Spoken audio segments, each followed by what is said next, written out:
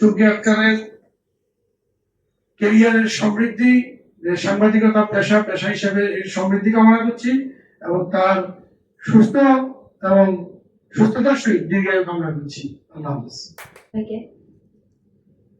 এবং আমাদের যারা নেতৃবৃন্দ আছেন এবং অপোজিটে আমার সাংবাদিক যারা সহকর্মী আছেন তাদেরকে, আসলে প্রতিক্রিয়া অনেক সময় না বলার ভাষা থাকে না। প্রতিক্রিয়া অনেক সময় কাজে হয়, প্রতিক্রিয়া কখনো কথা বলার ভাষায় হয়।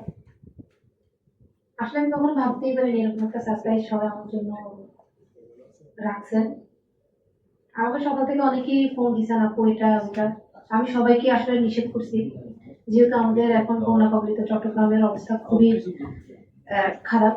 আমি যেহেতু ছাত্রদল নেত্রী, আর যেহেতু আমাদের বর্তমান প্রধানমন্ত্রী এবং আমাদের দেশনায়ক তারেক রহমান বলেছেন বন্যা কবলিত যারা আছেন চট্টগ্রামবাসীর পাশে থাকার জন্য, তো সেক্ষেত্রে আমি আমার জায়গা থেকে সর্বোচ্চ চেষ্টা করেছি। আমি কিছু যারা ফেনী থেকে চট্টগ্রামের উদ্দেশ্যে গিয়েছেন, আমি আমার মতো থেকে যতটুকু পেরেছি ততটুকু সহযোগিতা গোপনে করেছি।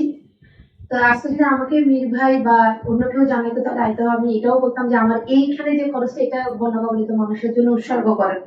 তো সেটা আসলে সুযোগ হয়নি। যারা বলেছিলাম সবাইকে বারণ করছে, তারপরে আমার অন্তরের অন্তঃস্থল থেকে এখানে যারা আছেন, আমাদের সাবির ভাই, আমাদের সেলিম ভাই, সবাইকে আমার অন্তরের অন্তঃস্থল থেকে ধন্যবাদ যে আপনারা আসলে আমাকে এত সুন্দর একটা আয়োজনে আমাকে রেখেছেন।